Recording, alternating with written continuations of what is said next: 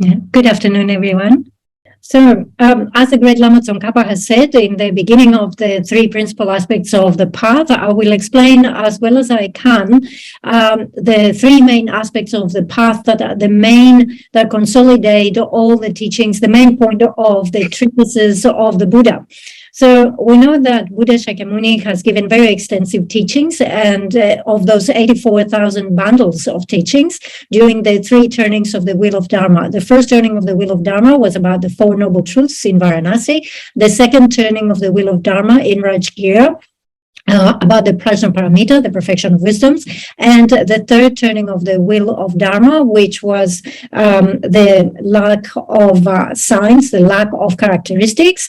All of those teachings that were given extensively by the Buddha, Lama Tsongkhapa consolidated and presented for the sake of future disciples. So we can see that there was a lot of care to provide a map or a way to progress gradually. So we have the stages of the path to gradually progress along the path for the future disciples. So all this great information that we have from the Indian Panditas and the scholars, the Tibetan masters, the Chinese masters, and so forth, all of this has been consolidated and passed down to us. So when we say it was created, those texts were composed for the sake of future disciples. These future disciples is us. It is for us. It is preserved and presented for us.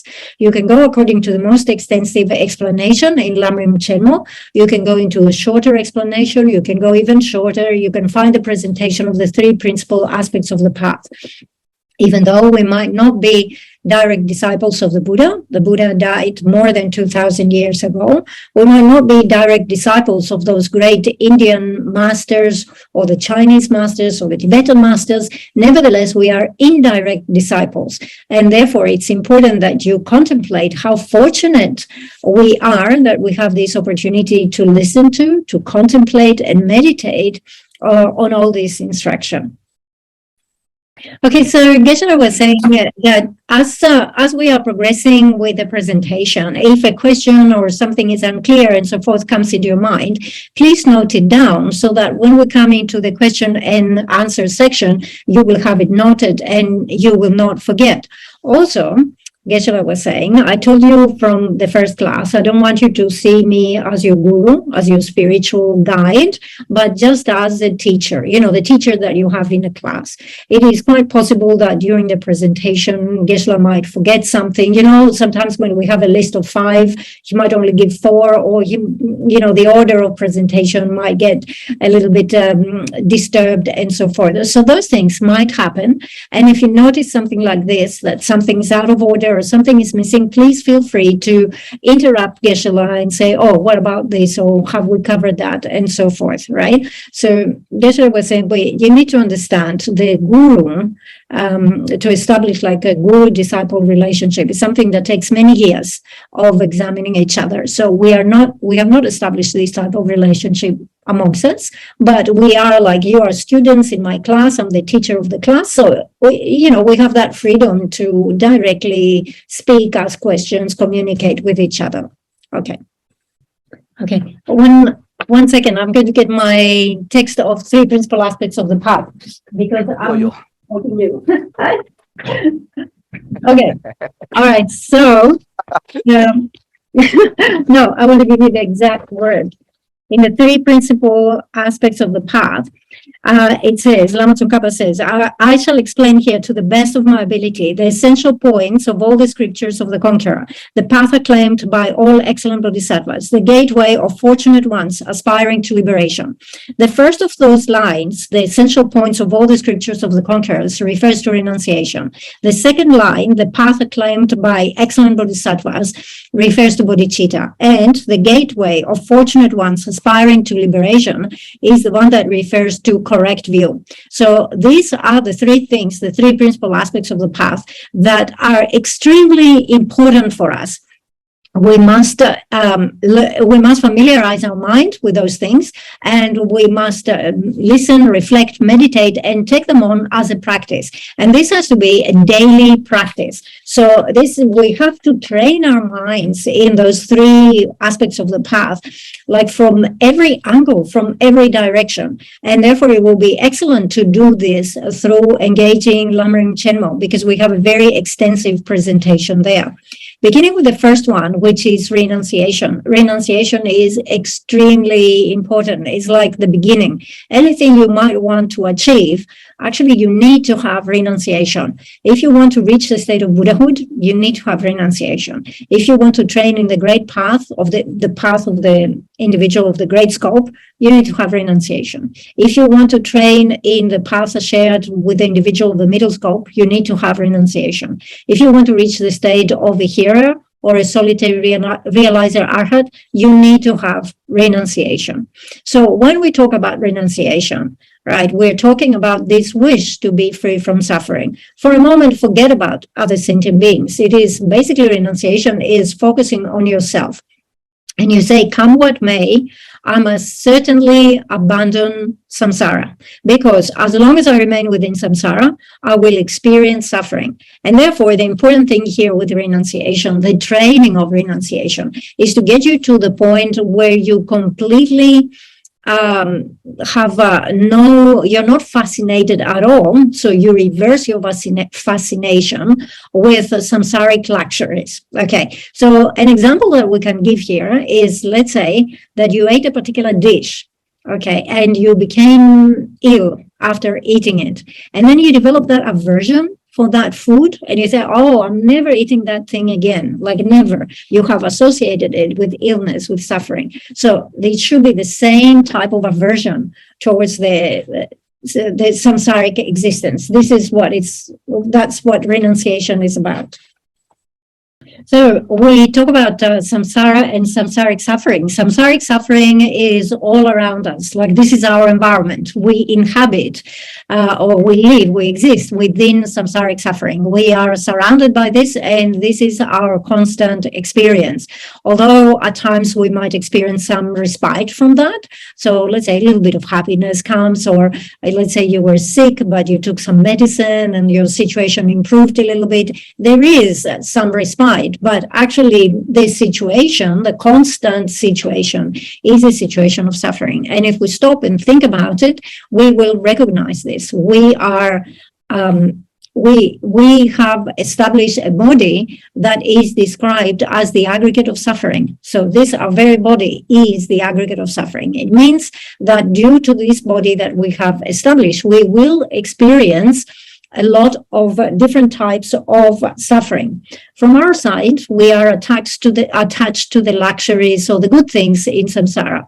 So to give you an example of what we mean by this, one of those things is food, right? We are attached to good food. We are attached to good taste. And for these reasons, in order to be able to afford, let's say, to eat at the good restaurant or to buy delicacies and things like this, we will steal, we will rob, we will fool other people, we will fight with other people over food, and so on and so forth. Another thing, another luxury in samsara is clothes. And here we're talking about, those luxury clothes, I don't know, Chanel clothes, right? The expensive ones, the luxurious ones, okay, those that cost a lot of money. Again, we are attracted to those things. But these things become the causes of samsara, the causes that perpetuate our suffering, and so forth. Another thing we are attracted to is good fame, reputation. So we might work very hard with the aim of becoming famous, and we might engage dishonest means in order to boost up what we think will be a good reputation, and so forth. So this is what it means. We have so much attachment for those luxuries, or the good things in samsara, and that continues. That creates a cause for more and more suffering. To give you an example, you could have a person that is very wealthy, right? Perhaps very famous, but very wealthy. And you see them driving a very expensive car. It's a sports luxury car. And they go into the most expensive restaurant and they have the most expensive food. And you look at them and you think, oh, how lucky is this person? They have everything. However, that person, deep in their mind, they experience suffering. Right? There's no question about it. We look at them and we think how lucky they are, but their personal experience is experience of suffering. Now, you could be very rich. There are some people who are very wealthy, very rich in this world, right? But we know what happens once this person becomes old and they're about to die. They're started in the family begins this whole fight about the inheritance. So Geshe was saying, we have cases like this in India now. You have millionaires, multi-billionaires, and so forth. And, the person dies, and then there are there are 20 different relatives fighting about the inheritance, and it can become very serious. The thing is, it doesn't matter how many possessions and wealth the rich person has, when the time of death comes, none of those things is of any benefit, right? Even their own body, their possessions, nothing is of benefit. The person dies, consciousness departs from the body, and then you're left with what's called a corpse. And then there's no use for that corpse, right? After a day or even after a few hours, it begins to rot, it begins to smell, because you can smell the decay of the dead body. So there is no benefit whatsoever. So this is what we're talking about. Now, the thing is that we say we have obtained this type of body. We can achieve incredible things, incredibly good things with this body. And on the basis of this body, we can create the virtue to reach the state of Buddhahood. At the same time, we can use this body, we can use this existence that we have to create negativity 24 hours a day, every day, which will result definitely in rebirth in the lower existence, and in particular in the hells. So there's a lot of power, there's a lot of negativity that can come, a lot of good, a lot of bad that can come from this body. Okay, so we have established this aggregate of suffering, but this aggregate of suffering is actually very valuable. You can achieve many things. And Geshe said, look, I talked about the luxuries of samsara. I'm not saying you're not allowed to eat nice food or to wear good clothes. I'm not saying that. What I'm saying is that it's good to reduce as much as possible our attachment, our fascination with those things. Okay, so it's very important to focus on our own aggregate of suffering and understand that until and unless we obtain the state of perfect happiness, we will be in this situation where we are coming again and again and again back into samsara through different types of rebirth, and we will have to experience with every type of samsaric rebirth, we will have to experience more and more suffering. So it's very important to generate that, to completely reverse our fascination with samsaric existence, and in this way generate the mind of renunciation. So we generate renunciation by focusing on our own personal experience of this aggregate of suffering. If then we start focusing on others and recognizing that others have this experience, and we generate affection by recognizing this, then we can say that we have generated bodhicitta. Okay, so for this reason, actually, Lama Tsongkhapa has explained that it is important to generate renunciation so that our mind will turn into Dharma. It is important to generate bodhicitta so that this Dharma will become a Mahayana path. And it is important to generate the correct view so that we will be able to abandon the two types of obscuration. So this is the importance of the three principal aspects of the path: renunciation, bodhicitta, and correct view. Now, further than that, usually when we talk about Buddhism, the way that we describe Buddhism is in terms of conduct and in terms of view. So our conduct is the conduct of non-harming others, and the view is the view of dependent origination. Therefore, abandoning harming others is something which is very important for us. So we have talked about renunciation, and renunciation is something which is very important. Even we should continuously make the effort to generate it. Even if we are not at the level of having uncontrived renunciation, at least we should try to generate some contrived renunciation. Okay, so that was about one line from the first verse of three principal aspects of the path. The next line in that verse talks about the path that is praised by all bodhisattvas. What is it? The path acclaimed by the excellent bodhisattvas. So this refers to bodhicitta. Bodhicitta is quite hard to generate. It's not something that we will immediately or easily generate it. But it is something that is so worthwhile to cultivate, because our happiness, the happiness of others, will come from developing this mind. We also have reference of bodhicitta from the ornament of realization that explains that whatever we do for the sake of others also becomes the means that accomplishing our own aim, our own purpose, right? So even that mind generation of bodhicitta is 100% for the sake of others. So we'll talk about this precious bodhicitta, and it is we can find presentation or of the method of how to generate it in Bodhisattva's ways of life, and of course in the Lam Rim presentation, all the methods and the techniques for generating it are presented. However, it is very important from our side to familiarize ourselves with that aspiration, with that thought that says, I will reach the state of Buddhahood in order to benefit all sentient beings that are as vast as the vastness of space. So as you can see, when you generate the mind of bodhicitta, or anything that has to do with bodhicitta, is something which is very vast. Bodhicitta is a very open-minded attitude, because you have to include all mother sentient beings who are as vast as the vastness of space. And you have to take on that personal responsibility that says, I will do it. I will become a Buddha in order to benefit all of them. Without generating that mind of bodhicitta, you will not be able to obtain the perfect happiness that comes with the state of Buddhahood. So familiarizing ourselves every day with that thought, with that intention, will actually make quite a big difference. It will be very helpful.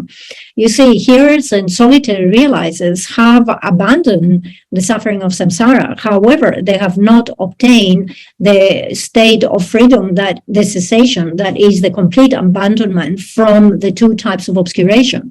Because in order to be able to do that, you need to combine bodhicitta and correct view. And by doing this, if you follow, for example, the tantric path, you will obtain the resultant state of Buddha Vajradhara. If you choose to follow the sutric path, you will obtain Buddhahood and manifest the four types of body. But to be able to do this, you must combine correct view and bodhicitta. Then now, from the three principal aspects of the path, the third line was the line that says the gateway for fortunate ones aspiring to liberation. As we say, this refers to correct view, that is the view of selflessness, the view of emptiness, the lack of inherent existence. Now, it's important to understand that the Buddha has taught the three vehicles: the vehicle of hearers, the vehicle of solitary realizers, and the Mahayana vehicle.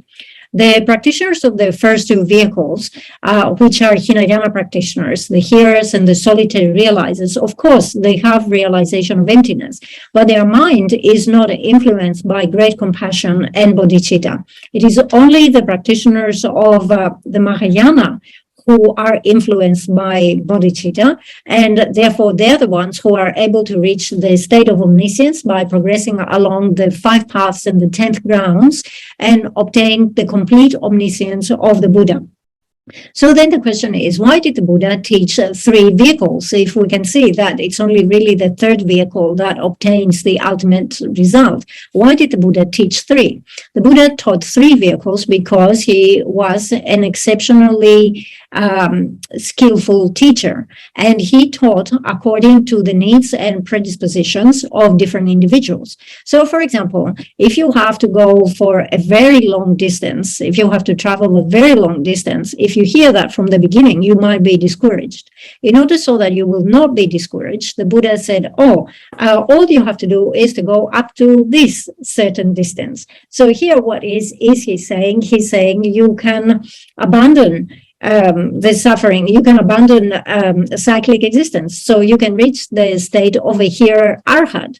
So those who otherwise would have been discouraged to reach the state of complete enlightenment do not give up. They enter the path and they traverse and they reach that milestone of being a hero arhat. Then once they reach there, the Buddha says, there's a little bit more to go. And he says there is this other level that goes beyond that, which is the level of a solitary realizer, arhat. So then the individuals can travel a little bit, add a little bit of distance and reach that second point. And then the Buddha says, yes, but you have not yet reached the state of complete omniscience, the state of Buddhahood, where you obtain the four bodies. So you have a bit more to go. And therefore, the three vehicles are revealed in this way. So we find the Buddha giving teachings exactly according with the needs, the capacity, the predisposition of disciples. And this is a very clear indication of how skillful a teacher he was. Even when individuals reach the state of Buddhahood by following the sutric path, even then the Buddha said, there's a bit more to obtain, because actually you could obtain the state of Vajradhara by entering Tantra. So you could practice Tantra, follow the Tantric paths and grounds, and reach the four bodies of the state of Buddha Vajradhara. So whatever the Buddha taught here, we have to understand is not like guessing work. Okay, it is completely out of his experience and through to the power of his omniscience that he can fully understand what is the most appropriate and quickest, fastest path for every individual practitioner. So he will teach according to the needs of those individual practitioners. So it's very important to keep in mind the significance of the three principal aspects of the path. As it says in Lam Rim Chenmo, the three principal aspects of the path are the life force, or the pole, the central pole of all the teachings. And often, Geshe was saying, we hear people saying, it's difficult to practice the three principal aspects of the path. I do not have much time. So it seems that people find it difficult, or they're not very enthusiastic about it.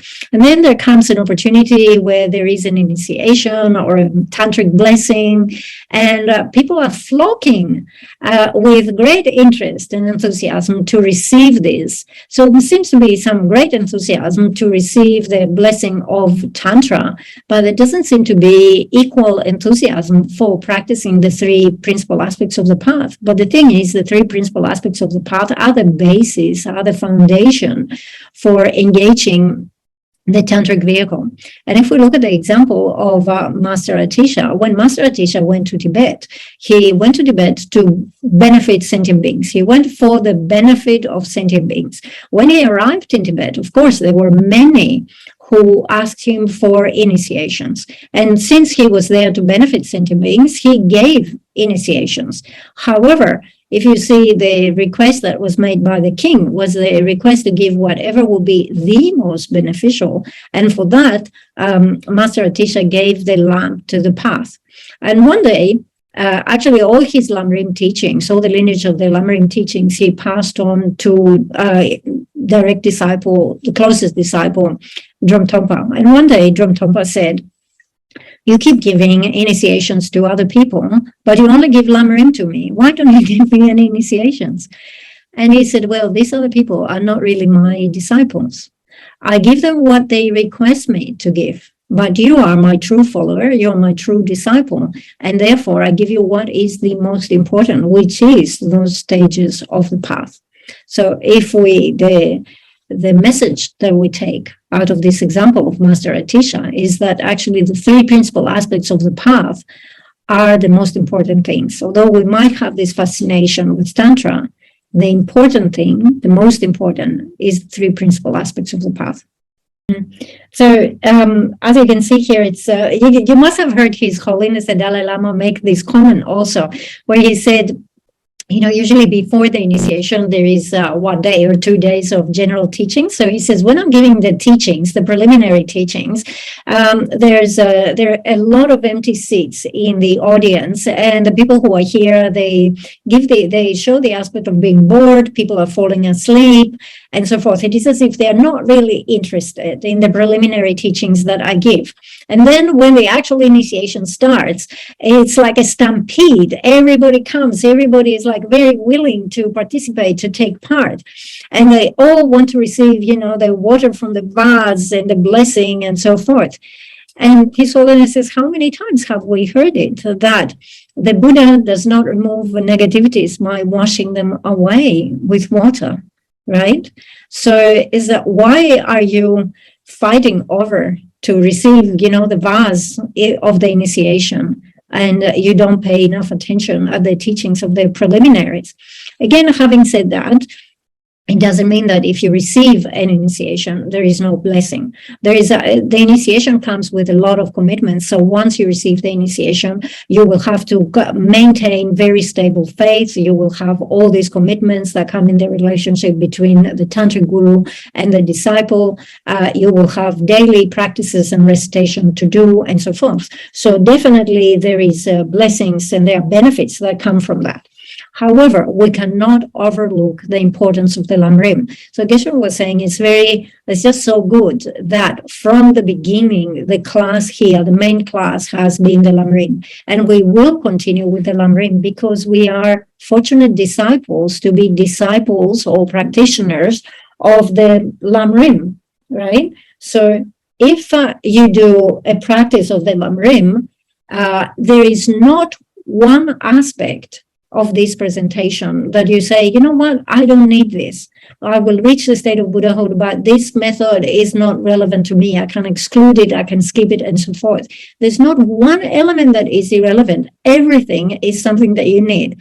It's like going to a banquet and, there are 100 dishes there, and it's like, I can eat everything. So unless you're a vegetarian, well, you will say, no, I will not take the meat. But if you're not vegetarian, it's like, I will eat everything from the beginning to the end of the table. So this is what the Lam Rim is.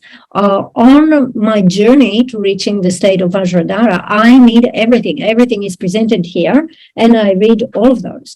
So as it says, we have the complete presentation of the stages of the path in the Lam Rim as we have them in the ornament of realization. The thing is that in the Lam Rim presentation, it is systematized in a way that gives us all the stages, all the practices that are shared with the individual of the small scope, the practices that are shared with the individual of the middle scope, the practices that are of the great scope. And within that great scope, we know that we have two lineages, the lineage of extensive view and the lineage of extensive practice and the lineage of profound view. And within that, we will find the presentation also of the calm abiding and the special insight.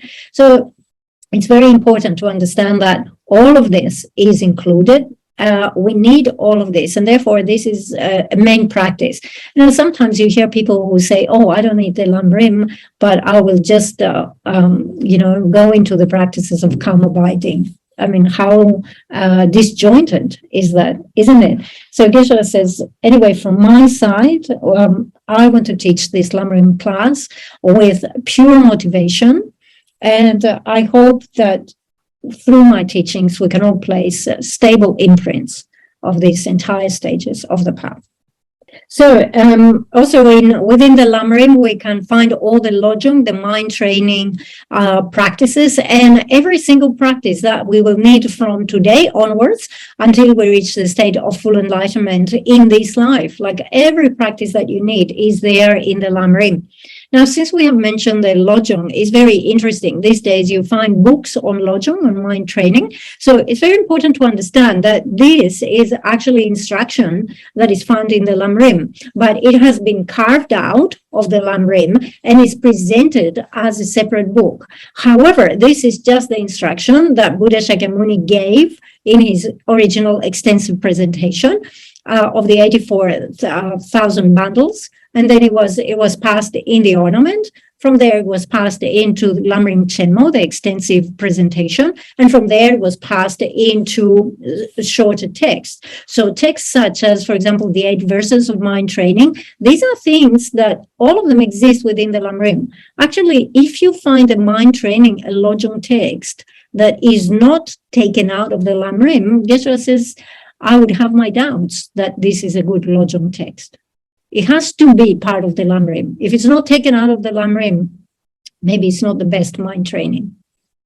So these days, there are quite a lot of people that actually think that these teachings are completely disassociated. So they think, okay, Logon is one thing. Lam Rim is another thing. The ornament of realization is another thing. However, this is not the case, right? This is actually the same instruction, like they are like subheadings or chapters within the same instruction. But these days, people don't understand this. It's important to remember that when we go back to India, to the classic tradition, when we have the great masters such as the masters of Nalanda and so forth, back then, the terms Logon or the term Lam Rim did not exist. These are relatively new terms that we have applied to the material. Okay, so do not make this mistake to think that Logon is other than Lam Rim, right? Completely separate. Logon is part of Lam Rim. It belongs into the Lam Rim and the ornament and so forth. Okay, so let's go back to our own text. We have read up to verse 3 of the Song of Spiritual Experience, and this last third verse. It says, so difficult to fathom is the mother of conquerors. You who unravel its content as it is are the jewels of the world, hailed with renown through the 3 realms. O Nagarjuna and Asanga, I pay homage to you. So why does Lama Tsongkhapa pay homage to Nagarjuna and Asanga? We see that in the first verse, he pays homage to Buddha. The second verse, he pays homage to Maitreya and Manjushri. And it is very important here to establish the lineage and recognize which are the main figures of this lineage. So we say that the Buddha has come into this world and has given all this instruction. However, understanding that this is quite vast and it will be very difficult for future disciples or for disciples of this world to understand it, he passed on one lineage of instruction to Maitreya and one lineage of instruction to Manjushri. But then Maitreya and Manjushri had to pass this on to beings who had the aspect of humans in this world. And these two were Nagarjuna and Asanga. All right, so we're establishing the lineage here. Now, as it says here, so difficult to fathom is the mother of conquerors. Okay, so what Nagarjuna and Asanga did was that they made sure that the meaning of the Prajnaparamita, so the mother of the conquerors is another epithet for the Prajnaparamitas, and the Prajnaparamitas are very extensive texts. And the meaning is very difficult to comprehend. And therefore, it was very important for Nagarjuna and Asanga to come and explain what is the definitive meaning, what is the interpretative meaning, what is the general meaning, what is the word meaning of the Prajnaparamita text. And by doing this, they preserved it and they made it easy for disciples of the future generations to access the material and the meaning of the Prajnaparamita text. Now we see here that we have the expression, the Prajnaparamita is so difficult to fathom, so difficult to comprehend. So the Prajnaparamita is mentioned here as the mother of the conquerors. So it's not, the term mother of the conquerors does not refer, let's say, to the biological mother of whoever gives birth to someone who becomes Buddha, but it is a figurative term. We use the term mother to refer to the wisdom realizing emptiness, and then we use the term father to describe bodhicitta. The reason why we do this is because we want to, through the father and the mother, we can define the lineage. So, for example, in this world, according to the convention of this world, if you have a mixed couple, right, from different countries, so let's say you have a Singaporean father who is married to an Indian mother, Or you have a Singaporean father who is married to a Westerner, a lady from the West. Okay, so the question is, when this couple has a child, what is the nationality of the child? And the nationality is actually, in most cases, determined through the nationality of the father. So if the father is Singaporean, the child is considered to be Singaporean, has a Singaporean, the lineage comes through the father.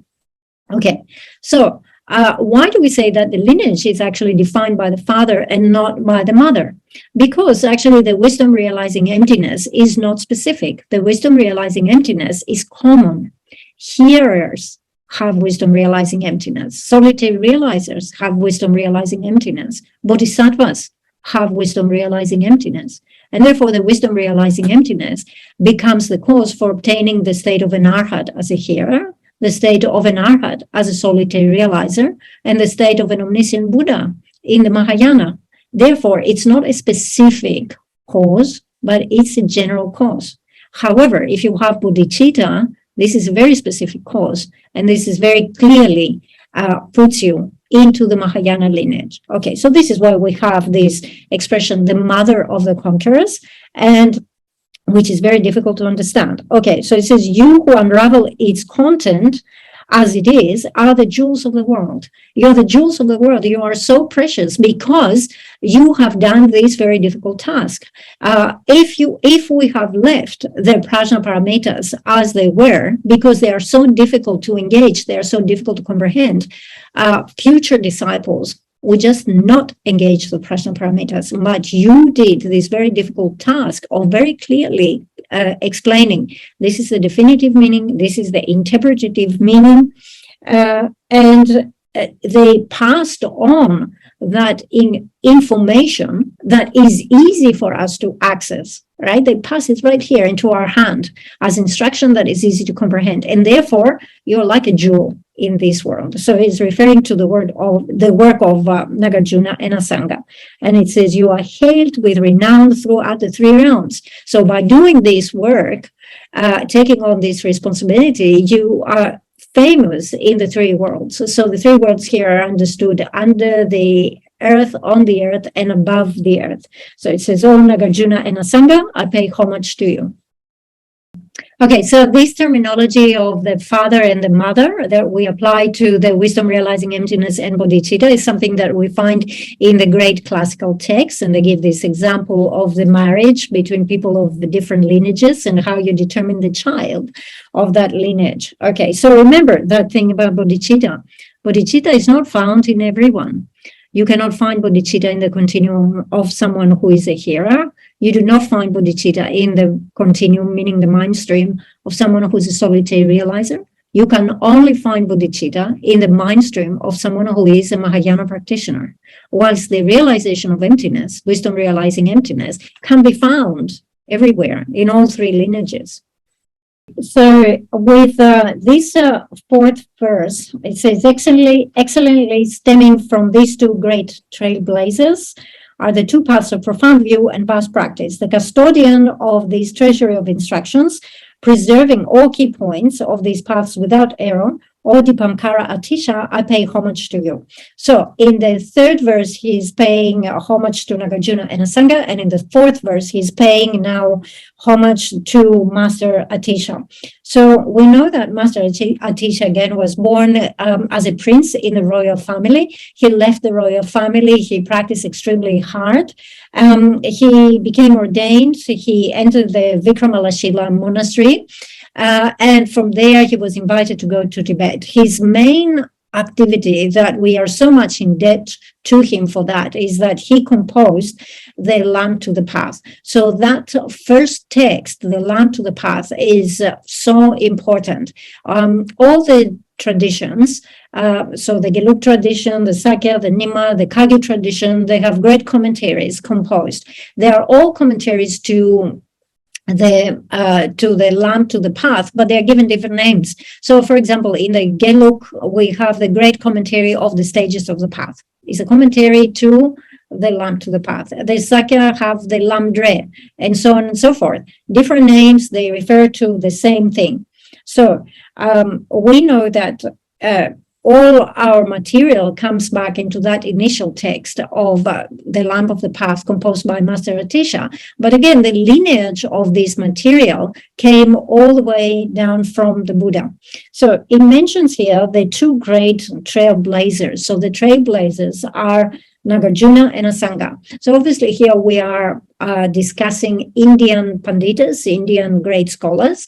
The Buddha himself had prophesied that after he would give his teachings, the teachings would spread, and after a while the teachings would decline. And at the period of decline, these two beings, these great beings, Nagarjuna and Asanga, would come into this world and they would revive the teachings. And indeed they did. They revived the teachings.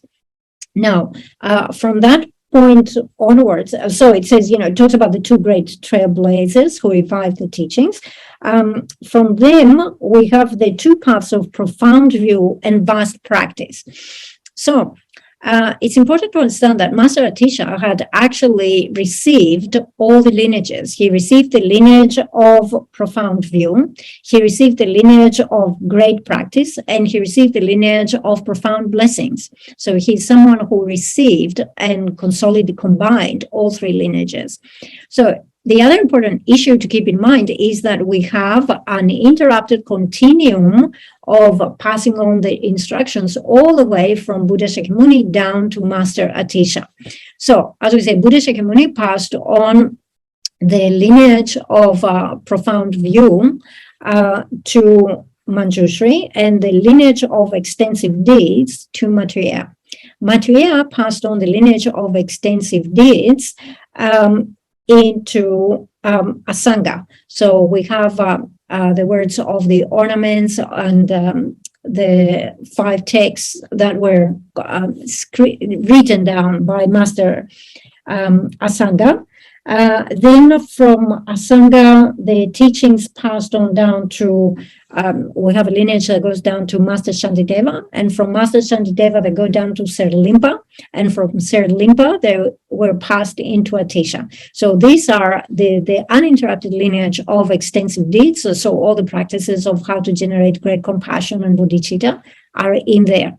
Then we have the other lineage, the other line, which is the line of profound view. Again, it comes from Buddha down to Manjushri, and Manjushri passed it down to Asanga. From Asanga, it passes down through a lineage of Master Chandrakirti to Master Vidya Kokila. From Vidya Kokila, it passes to Atisha. Okay, so it says you're the custodian. So we have the paths of profound view and vast practice, but we know Atisha also got the lineage of blessed practice. So all of these were preserved down to Master Atisha.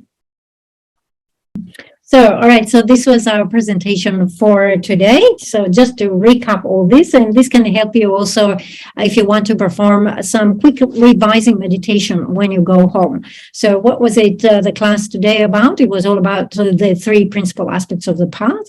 So you have to consider, in the course of the day, every single day, how much suffering do I experience? And when you consider all this suffering day after day, obviously you generate this disgust for cyclic existence, and you generate the wish that says, I wish to be free. I want to have liberation. I want to have freedom from all this samsaric suffering. If you generate this type of thought, this intention, you can say that this is the thought of renunciation, focusing upon yourself. If you generate this thought, may they be free from their suffering, focusing on others, then you're generating great compassion. And from there, we know that we have many means for generating bodhicitta. You can either follow the method of 7-fold cause and effect, or the method of equalizing and exchanging self for others. You have all received many teachings on the methods for generating bodhicitta, so you're familiar with that. But then you consider that even if I have renunciation, even if I have bodhicitta, still, this is not enough. Because if I really want to reach the state of Buddhahood, I must combine this bodhicitta with the wisdom realizing selflessness, the wisdom realizing emptiness. So I must develop this antidote that overcomes the different types of self-grasping. If I want to reach that state of Buddhahood that is characterized by complete, stable happiness. All right. So in this way, you can perform this quick revising meditation. If you can just bring into mind what we talked about in this class. So to explain this through another example, if let's say you have a shop, at the end of the day, you kind of like have a recollection of the sales. How much did I sell? What happened in the shop today? So I sold this and I sold that and I sold that. So it is like this. If you can revise what was remember and revise the key points of what was presented here, this will be your revision meditation. So remember, meditation doesn't mean that you are sitting stiff in your straight and stiff in your cushion. It's just this revision in the mind that is meditation. For example, in the monasteries, when the monks go out into the debate yard, all of this debating and clapping and shouting, all of this is meditation. So it would be very good to do that. But if you find that some hatred or attachment or confusion or any other affliction is about to be generated, again, it's very helpful to shift your attention to your breath. Take a few breaths and calm down. It's been proven to be very helpful. Okay, so try to find some time to do this type of meditation. If you can do it early in the morning, that would be very beneficial. Usually our mind is clearer during the morning and the winds and the channels are a bit more clean and pure early in the morning. So that's the best time. But again, if you cannot find time to do it early in the morning, you can do it any other time, afternoon, evening, whenever you come in the course of the day, you can do this revision. Okay, quickly running out of time, but if you have any questions, please ask. Thank you, Geshe. I was just wondering, is there any classification for the mind of renunciation? For example, like for emptiness, we have 16 kinds of emptiness. For bodhicitta, we have like 22 different levels. And we also can categorize bodhicitta in terms of aspiring and engaging. So for renunciation, I'm just wondering, like, what form of classification do we have in terms of, So for renunciation in the text, we don't find any official classification. However, you could say that you have renunciation existing in the individual of existing in the mind of the individual of the small scope, in the mind of the individual of the middle scope, and in the mind of the individual of the great scope. Or you could say you have renunciation existing in the mind of a hearer, renunciation existing in the mind of a solitary realizer, renunciation in the mind of a Mahayana practitioner. Thank you, Geshe. I have a question down here, or maybe the other way. Can you explain or elaborate the two obscurations which I mentioned earlier? Okay, so the two types of obscurations are obscurations that we all have, and we have them since beginningless time, and it is as the name indicates, is what stops us, what obscures us. It stops us from actualizing what we want to actualize. It's not easy to explain what they are, but we will just touch on the meaning. So there are two types of obscuration. One is afflictive obscuration, and the other one is knowledge obscuration. According to the philosophical school that you follow, you will see that their presentation might differ. So here we're talking about the middle way consequent school presentation of the two types of obscuration. So there is this idea about the person, right? Everybody thinks about me, myself. So this is the person. And we have what is called self-grasping. So in terms of self-grasping, we consider that our self exists completely independently, without relying, without depending on any other entity, on the aggregates even. And therefore, we have this idea that myself exists independently, self-sufficiently, and as a singular entity. So having this type of grasping for the middle way consequent school is considered to be afflictive obscuration. On the other hand, if you're examining all phenomena, other phenomena, not the self, and you say that these phenomena exist truly, exist from their own characteristics, exist ultimately. If you have this idea, this type of grasping, this is considered to be knowledge obscuration, according to the middle way consequent school. And knowledge obscurations are imprints. So this whole idea of the I, the me, is very important. It's very important to investigate. Try to find it. Where is this I? Because we talk about the I all the time. I am hungry. I want food. I want this. I want that. Or my mother, my country. I and my all the time. Try to search for it. Can you find it? Okay, so for example, Biden in the United States, right? So very famous person. Where is it? Is the head Mr. Biden or the President Biden? Are the two arms the President Biden? Is the stomach Biden? Where is Biden? Okay, so the easy answer is given to us by Master Nagarjuna according to the middle way consequence school, where he says the person exists and is merely imputed upon the aggregates. And he has given this example of the car, right? Or back then they had, or whatever, the wooden vehicle. Okay, so, how do we have the car? How do we understand the car? So the wheel is not the car. Or the driving wheel is not the car. The wheels are not the car. Like the seats are not the car. But if you take all those things together, assembled in the correct way, then you impute the name car upon it, and then you have a concept of a car. So it doesn't mean that the car does not exist. The car conventionally exists in this way. Okay, one short question, 5 minutes. It's not a short question. I think it might be quite long. maybe Geshe will want to consider follow up, because just now we talk about the two obscurations. By my very shallow understanding of how we get rid of the obscurations is mainly through wisdom realizing emptiness. Just now I think, if I haven't heard wrongly, Geshe mentioned that bodhicitta and correct view needs to be applied. So I'm a bit not sure how does bodhicitta, how is it important in getting rid of the two obscurations? Thank you. Okay, so yes, indeed, we mentioned that you must combine the two. However, it is the correct view that is the antidote to the two obscurations. Okay, but we say that this antidote of correct view has to be combined with the mind of bodhicitta. Why? The mind of bodhicitta is that incredible motivation that sets as your goal to obtain the state of Buddhahood for the sake of all sentient beings.